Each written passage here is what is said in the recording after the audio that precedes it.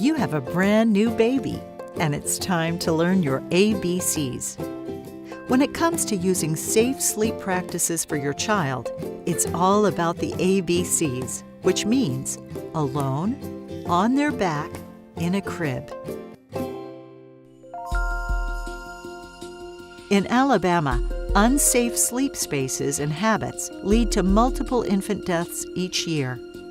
In Jefferson County, unsafe sleep habits were the cause of almost half of infant deaths. Sudden infant death syndrome, called SIDS, is the #1 cause of death in children under 1 year of age. SIDS can be prevented by making your baby's sleep environment safer. First, always remember the ABCs: alone, on their back, in a crib. Put your baby to sleep on their back until they are 1 year old.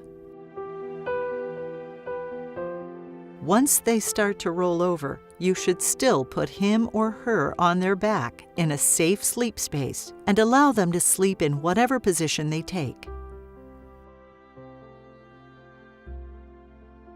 Newborns enjoy being swaddled, but it is important to stop swaddling at 2 months of age and always lay a swaddled baby on their back to sleep. The sleep surface is important too.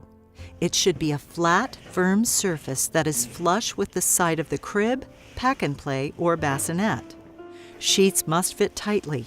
Use consumer product safety reports available online to make sure your crib and other infant devices are safe and have not been recalled.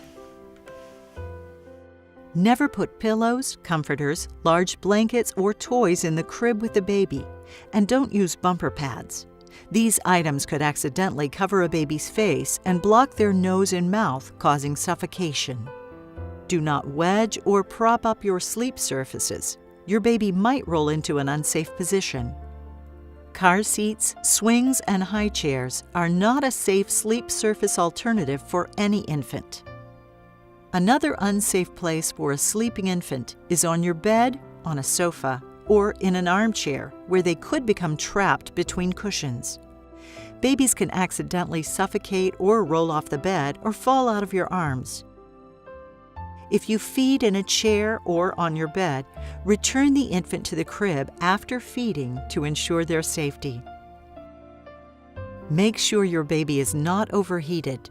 Dress them for bed and use a lightweight blanket to swaddle or use a sleep sack. Also, pacifiers can decrease the risk of SIDS in infants. You can leave the pacifier out if it falls out of their mouth.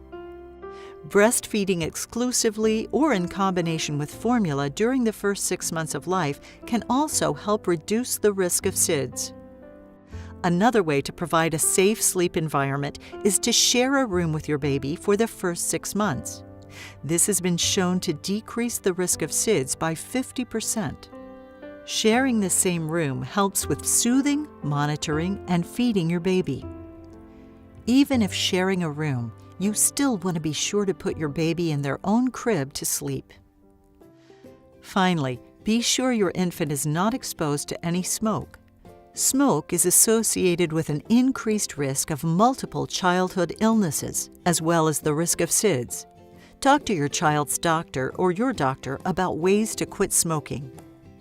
Now, let's review. Know your ABCs for safe sleep.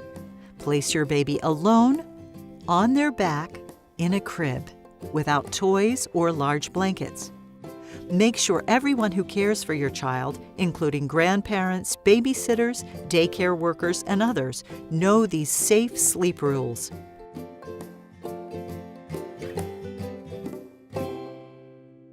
For more information on safe sleep, be sure to talk to your pediatric team or your primary pediatrician.